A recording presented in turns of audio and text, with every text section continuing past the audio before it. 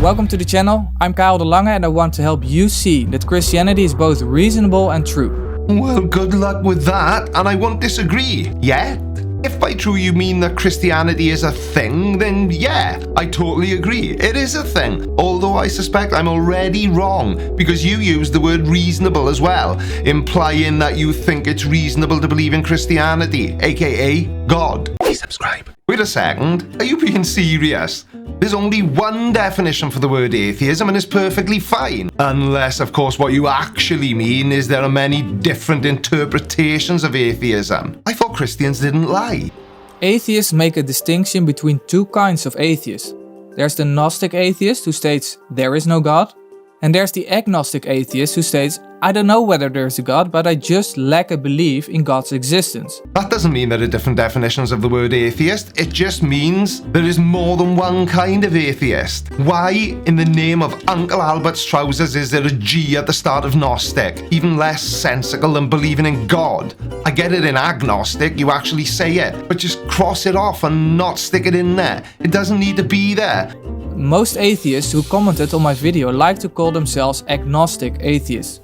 Their point is that only the Gnostic atheist bears the burden of proof, not the agnostic atheist. I think that's perfectly fair. All an agnostic atheist is saying is that he doesn't accept that God is real because nobody can prove it. And are you actually saying that some atheists label themselves as agnostic just to avoid the burden of proof? Well, the burden of proof is never on the person that rejects the claim. The burden of truth? When did I move to London? The burden of proof falls on the shoulders of the person making the claim. The burden of proof is actually a legal claim, and in legal terms, the burden of proof is on the prosecution or the person trying to prove something. So yeah, tell us again why the burden of proof falls on atheists. I feel like I said burden of proof a lot then. The people who said I used the wrong definition and that therefore my case fails completely missed the point. Now, I've said this so many times, but I'm more than happy to say it again. By definition, an atheist is a person who disbelieves or lacks belief in the existence of God or gods. So using the dictionary definition, Gnostic and agnostic is pretty much interchangeable. They both don't believe in God, but the Gnostic atheist is 100% convinced, and the agnostic atheist just asks for proof, which you can't get, which is probably why you're trying to muddy the waters when it comes to the definition of an atheist. I'm not at all interested in giving the correct definition of atheism or to explain what happens psychologically with atheists. Why bring it up then? Why point out that you believe there are two different kinds of atheists? Which there are, but I'm really not following you. You can't split hairs with a definition and then say you don't care about that definition. That ruins your entire argument, if there was an argument in the first place, which based on everything you've said so far, there doesn't appear to be. Whether they just lack a belief or actively believe that God does not exist, it really doesn't matter to me. Well, it clearly does, or you wouldn't be making this video, would you? And did you notice the linguistic gymnastics? Actively believe that God does not exist. I think what you meant to say was, do not believe that God exists. Because that's exactly what a Gnostic atheist is. A person that does not believe in the existence of God or gods. And they are 100% certain about that fact. Actively believe that God doesn't exist. What a douchebag. This is not about the definition of atheism. Want to talk about it? Because I'm sick to death of seeing religious people misrepresenting the true definition of atheism. I'm fine with atheists who say they just lack a belief in God. I will not put a label on them. They are free to use whatever label they want. Why does there need to be a label for people that don't believe in God? I personally think it's really stupid. There's no label for people that don't believe in the Tooth Fairy or Santa Claus. If atheists are fine to use whatever label they want, then why did you even bring it up? You know, that there's more than one definition of an atheist. There isn't. Different kinds of atheists, granted, but there is only one definition for the word atheist. I cannot look into their psyche, but I do have a problem with inconsistency. You serious? You started the video off by saying there's more than one definition of an atheist, and then say that you don't care what the definition of an atheist is, and now you have a problem with inconsistency. That all sounds pretty inconsistent to me, but what do I know? I don't even believe in God. If you call yourself an agnostic atheist and argue that you therefore don't have any burden of proof, then you should also be prepared to explain the reason why you put that label on yourself. Now, obviously, I can only speak for myself, but I really don't like the label atheist. and I know by definition that's what I am. But why do I need a label? Most of the atheists I've spoken to that consider themselves to be an atheist only identify themselves as Gnostic or agnostic when pushed by Christian apologists, like this clown. And I think I know why Christian apologists think that if somebody is an agnostic atheist, then they've got some chance of convincing them that God is real. But I disagree. The only thing that would convince me that God was real was evidence for his existence. What was it you said about the burden of proof? Exactly. It's for you to prove to me that God exists, not for me to prove that he doesn't. I'm not the one making the claim. The moment you claim stuff like, there's no evidence for God, or evolution is the best explanation for morality and biological information. Saying there's no evidence for God is a statement of fact. It isn't a claim. Biological information, yeah, okay. But give me an example of one atheist saying evolution is the best explanation for morality. I've never heard anyone say that. Do you know where morals come from? In there. Or maybe the reason is that you are not sure, but that you do think that God probably does not exist. Yummy! I just love word salad. Atheists probably do think that God does not exist. Bit of a weird way to say it, but okay.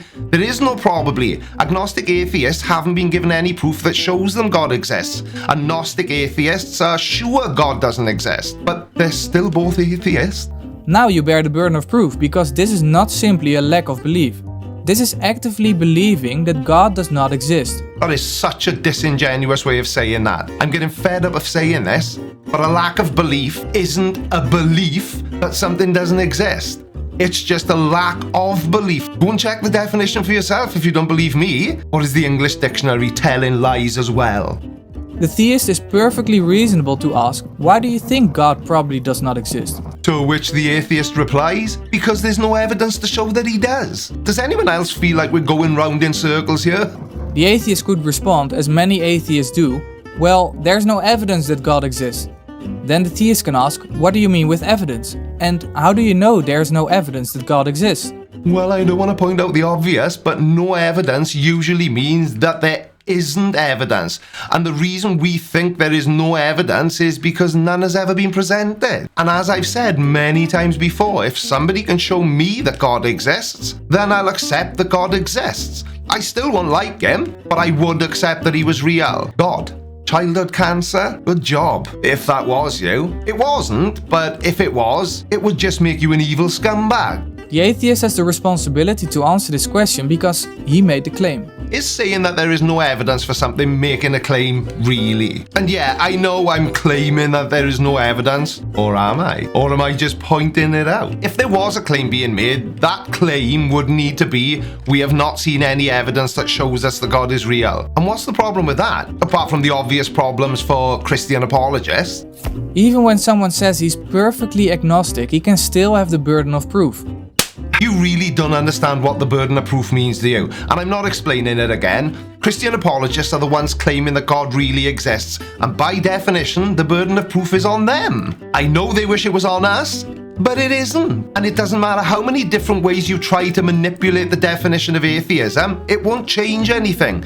There is still no evidence for God's existence. Maybe you've carefully weighed all the evidence and came to this conclusion. What evidence? There is no evidence. If you say, I've looked into the evidence and as a result I'm completely agnostic about God's existence, then you have the burden of proof to show what evidence brought you to this conclusion. Oh my god, this guy literally understands nothing. That's the problem. There is no evidence for atheists to look at, mainly because there is no evidence at all, and that's why atheists don't believe in God. So evidence is the available body of facts and information indicating whether a belief or proposition is true or valid. So tell me again, what evidence is actually available that proves God is real? There's absolutely no scientific evidence. If there was any actual evidence, then Christian apologists like you would be ramming it down our throats. Funny though, that never seems to happen. I wonder why that could be. Then it is true, you don't have the burden of proof. That's what I've been trying to explain to you. We know. It's you that seems to have the difficulty understanding that, not us. But then you should be consistent and not enter into a discussion pretending to know things about it.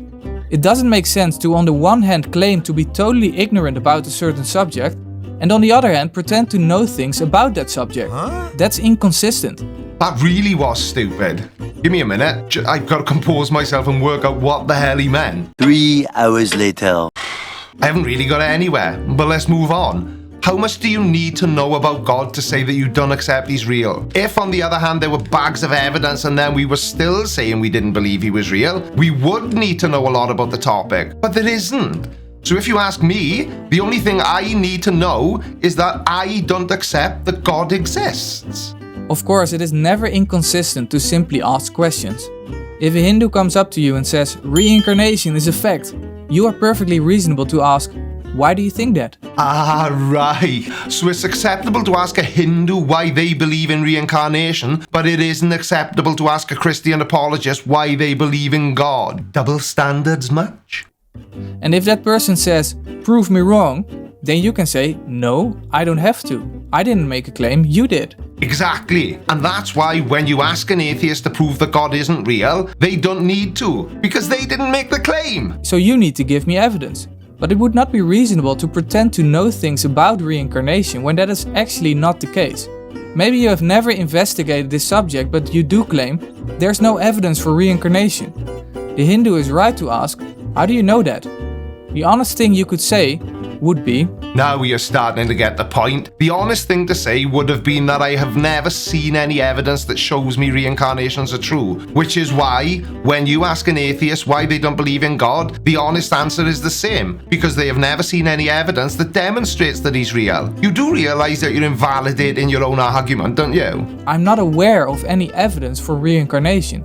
Maybe you can enlighten me? Ah, right. So it's perfectly acceptable for a Christian apologist to ask a Hindu for proof of reincarnation, but somehow it's unacceptable for an atheist to ask a Christian apologist for proof of God's existence. Since there are many agnostic atheists out there who do argue vigorously against God, they are inconsistent and need to be honest and state what they do believe instead of claiming that they just lack belief. Oh, for fuck's sake. You're trying to portray atheists as some sort of evil organization that actively goes out and spreads the word about God's non-existence.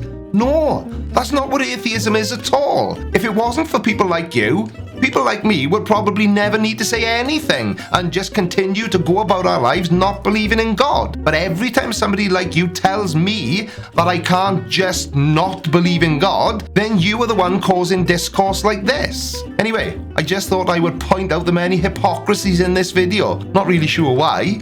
Well, actually, I am sure. It's because I never know when to shut my mouth. If you're new and you enjoyed the video, you might as well hit the subscribe button. You're here now, and it's free. Woohoo, free! Or you could just watch the video in the end card, which tells YouTube that you enjoyed this video and would like to see more from me. I'll just let you go now and watch more of my videos. Love you, bye. Today. Oh, you're still here. Well, I'm glad actually, because I've got something else to say, but I wanted to wait until all the newbies went. Okay, if you can tell me the number of times I displayed the words burden of proof on the screen during this video, so burden of proof, that would be 1. You will win an item of merch from creaky.shop. If you don't want it, just don't enter. But if you do want a free item of merch, just email me, creaky@creakyblinder.com, put the subject line as burden of proof, and tell me how many times you think I displayed those 3 words on the screen. Tidy. Alright, watch this next. But before you do, make sure you subscribe. By order of the Creaky Blinder.